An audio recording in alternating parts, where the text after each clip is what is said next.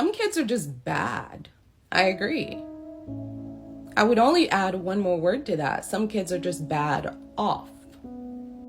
In my almost 20 years of working in the field of mental health, if there is something I've learned for sure, is that bad kids all have two things in common. And by the way, bad kids are my favorite type of kids. They were my favorite type of kids to work with, and they are still my favorite type of kids because bad kids are honest. Bad kids tell you the truth. Bad kids are honest about the fact that they're not getting the kind of parenting that they need. Now, before we get all high and mighty about parenting and how amazing parents are, let me tell you, I have worked with parents who knew that their child was being sexually assaulted by their husbands and who were fighting me about it as opposed to protecting their child. Yes, some kids are just bad kids because some kids don't get adequate parenting. Some kids don't get adequate support. Some kids don't get adequate love and encouragement. I was a bad kid. From ages 16 to 19, my life was a shit show. I ended up in all of the worst places that you can imagine. Why? Because I had no parental support. You see, I was outed at school for being gay, so I was being bullied there. I was outed in my religious community for being gay, so I was kicked out of my community and therefore kicked out of my family, although my parents allowed me to physically remain in the home. But when I went away to college, they never called and they never came to visit me. I was also a child who immigrated to the US at that same age. So all this is happening while I am in a completely foreign environment, a foreign country with no other family. I was alone emotionally. So yes, I was angry. I was bitter. And I didn't care or love anything or anyone because I lost hope in humanity. I lost hope in the goodness of man, in the goodness of the human experience. So I was willing to take risk. Some of them worked and some of them landed me in dark places. In the world of social science, we have this concept called the goodness of fit. And a goodness of fit is basically saying that a child has these needs and the parental environment has the adequate resources to respond to those needs. Unfortunately, for many children, the needs that they have are simply being ignored or inappropriately responded to.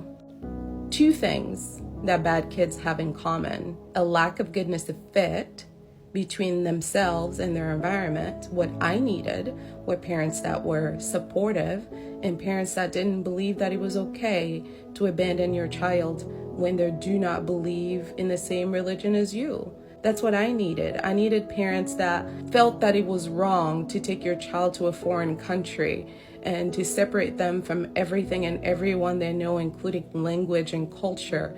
And when they get there, to completely abandon them. I needed parents who believed that that was wrong. My parents instead believed that subscribing to the beliefs of their cult was more important than tending to their child's emotional needs. So we had a lack of goodness of fit. So what that resulted in was me not getting my needs met. The second thing all bad kids have in common is that they're highly misunderstood by their environment because organically they are different from the other kids. When I was in high school, one of the bad kids in high school one time threw a chair in the classroom because a teacher was asking him to leave. And I remember how horrifying that experience was as a kid that barely spoke English and was still learning the language, for the exchange of words between them and the teacher to have escalated to the chair being thrown at the wall. It was loud and terrifying. Even back then, I knew there was something in that child's life that was not being acknowledged. Because why? Why is this an adequate response? It's only 8:30 in the morning. In my work history, I have seen every type of family except two dads, or a trans parent set. Those are the parent set that I've never seen. But I have worked with two moms. I've worked with straight couples. I've worked with all different types of colors and races and ethnic group and language. Let me tell you, I've seen them all. In fact, my very first job after I graduated from grad school was working with children in foster care in Brooklyn Family Court. So I got to see bad kids that were abandoned by their birth parents. The second thing all bad kids have in common is that they have certain genetic, biological things going on with them that the world is simply not willing to learn about so that they can prosper. My favorite kids to work with when I was working as a therapist were children with autism. They were so misunderstood, and I found them to be oddly soothing, comforting, safe, honest, heavy on honest, and kind. So when a child is born with a neurological disorder or a neurological condition, a biological condition, a mental health condition, I work with a lot of children with oppositional defiance disorder.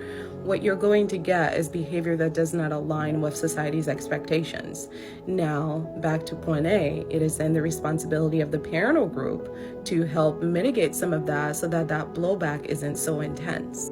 I will leave you with this. Did you know that the research suggests that children that struggle with oppositional defiance disorder also have a history of inconsistent parenting? While I'm not somebody who shies away from words like bad kids and words like crazy, if we're going to use bad kids, we also need to use the other words: bad parents, bad systems, bad support, bad love, bad information, bad commitment, bad dedication, bad care, bad devotion. Children deserve unconditional love, whether they're born with a disease that makes it hard for them to be functional citizens, or whether they're born into parents that are drug addicted and who are fighting every night. Regardless of the inner or outer condition, all children deserve love. All children deserve unconditional love. And the children that go with the least amount of love are often the bad kids. So are bad kids the problem, or is this bad world the problem? A world where adults will literally sell their own child into prostitution and feel nothing about it. What do you think of that world?